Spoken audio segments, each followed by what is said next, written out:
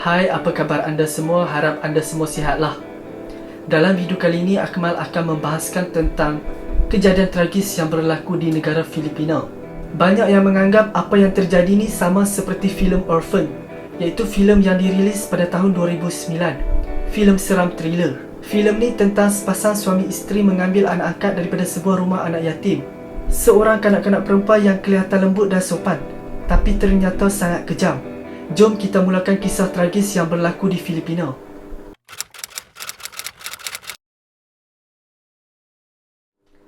Kisah ni berlaku di sebuah bandar Melang di Filipina, mengisahkan tentang pasangan suami isteri Cruz dan Lovella Orbe Maguat. Pasangan ini memiliki anak perempuan dan anak lelaki, bernama Gwen Maguat dan Luis Maguat. Gwen berumur 18 tahun sementara adiknya pula berumur 16 tahun. Keluarga yang harmoni, keluarga yang bahagia, yang sederhana tapi berpelajaran. Boleh dikatakan keluarga yang sederhana tapi lengkap dengan kasih sayang. Keluarga yang bahagia. Si ayah seorang guru di sebuah sekolah menengah, sementara ibunya pula seorang pengetua sekolah di sebuah sekolah rendah. Anak mereka yang bernama Gwen menyambung pelajaran dalam bidang medikal, sementara adiknya pula Luis masih bersekolah dan bercita-cita untuk menjadi seorang peguam. Pasangan ini sangat bangga dengan kedua-dua anak mereka. Anak-anak mereka sangat menghormati ibu bapa, sangat menghormati orang tua. Gwen dan Luis disenangi oleh rakan-rakan sebab mereka ni baik, sangat friendly. Dua beradik ni sangat akrab dan sangat rapat. Bahkan mereka selalu buat video TikTok berdua.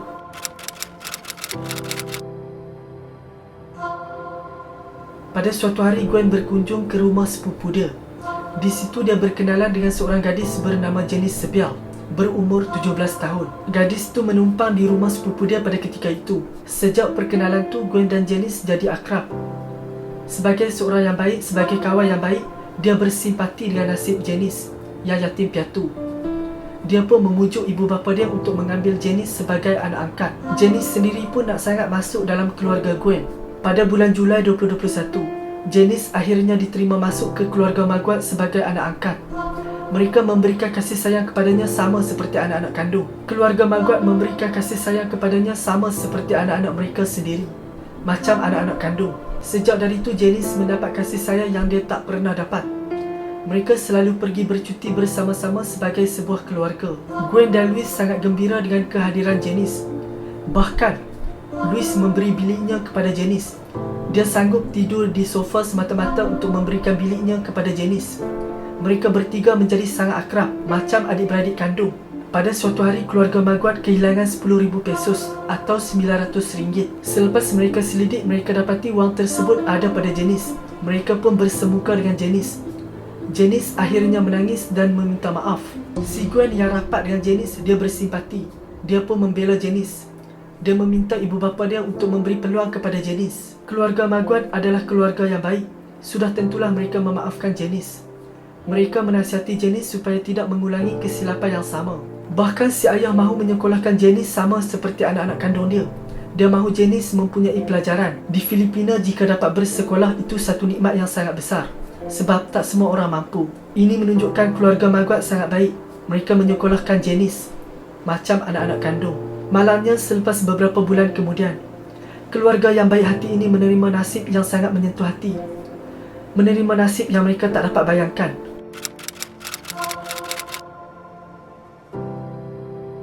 Pada 10 Disember 2021, Cruz Maguat berada di sekolah. Tiba-tiba dia mendapat panggilan daripada rakannya yang membaca posting Janice di Facebook. Menurut rakannya, rumah keluarga Maguat mungkin dirompak. Dalam posting itu, Janice menulis seperti meminta pertolongan, seolah-olah ada orang yang masuk ke rumah mereka. Cruz pun bergegas balik ke rumah. Bila dia sampai di rumah, dia lihat pintu pagar tak berkunci. Pintu depan rumah pula berkunci. Jadi dia pun ke belakang rumah dan sambil memanggil anak-anak dia, termasuk Janice. Tapi tak ada sebarang jawapan daripada ketiga-tiga anak-anaknya. Rumah sunyi sepi. Dia pun akhirnya masuk ke rumah melalui pintu belakang. Dia melihat ada serpihan kaca yang berselerak. Kemudian dia ternampak sesuatu yang sangat tragis, sesuatu yang tak mungkin dia dapat lupakan. Kedua-dua anaknya sudah terbaring tak bernyawa. Luis dan Gwen terbaring dalam keadaan yang sangat menyedihkan, dalam keadaan yang sangat menyentuh hati. Wajah Gwen ditutupi dengan tuala, sementara Janice tak kelihatan. Bila Cruz memanggil Janice, tiba-tiba Janice muncul di depan bilik. dalam keadaan ketakutan dan menggigil. Rambutnya dalam keadaan basah. Katanya dia sedang mandi ketika Cruz memanggil mereka. Dia bercerita, Gwen dan Louis diserang oleh 3 lelaki yang tak dikenali. Katanya dia terselamat kerana bersembunyi di dalam bilik, sehinggalah ketiga-tiga lelaki itu pergi dari rumah mereka.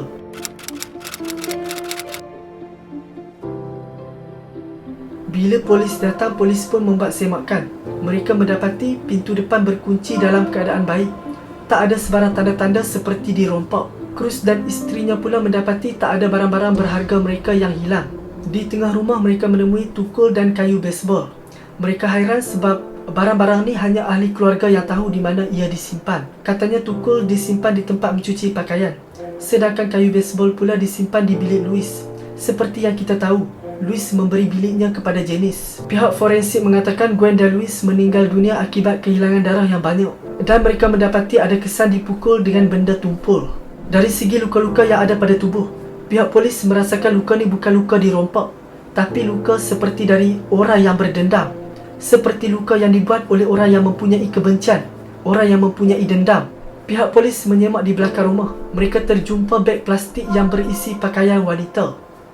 Pakaian tu berlumuran dengan cecair merah.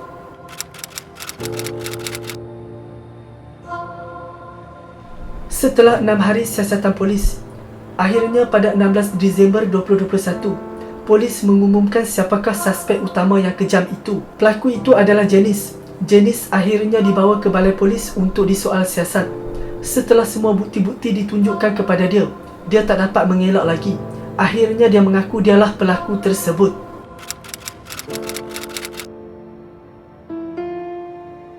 Beberapa hari selepas kejadian, adik tiri Janice muncul menjelaskan latar belakang Janice. Menurut adik tirinya, Janice ni bukanlah anak yatim piatu.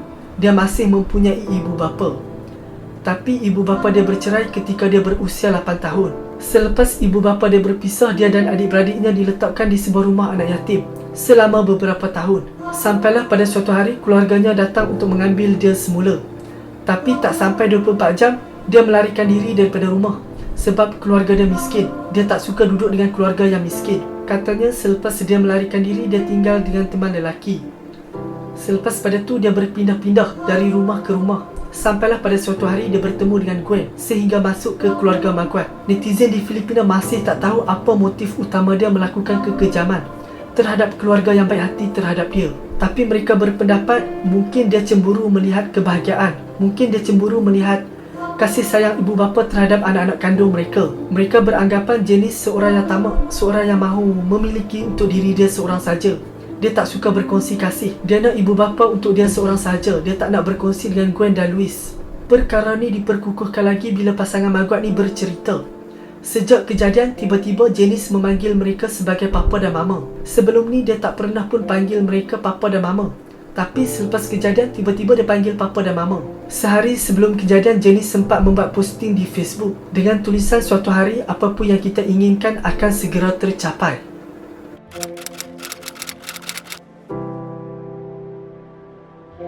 Mengikut undang-undang Filipina, Janice ni masih bawah umur. Jadi dia tak boleh diletakkan di bawah akta jenayah. Sebaliknya, dia ditempatkan di bahagian sosial dan pemulihan akhlak. Sementara pasangan Maguat memperjuangkan keadilan untuk anak-anak mereka. Mereka berharap kerajaan Filipina dapat mengubah undang-undang untuk yang bawah 18 tahun supaya mereka dapat mengheret Janice ke mahkamah untuk dibicarakan. Kesedihan keluarga Maguat ini meruntuh rakyat Filipina, bahkan di seluruh dunia. Ratusan orang hadir melihat Gwen dan Louis dikebumikan. Suasana yang sangat pilu, suasana yang sangat hibah. Kesedihan pasangan Maguat dapat dirasai oleh orang ramai. Tak ada kata-kata yang mampu mengungkapkan kesedihan Cruz dan isterinya. Kehilangan anak mereka dalam keadaan yang sangat tragis, dalam keadaan yang sangat menyentuh hati.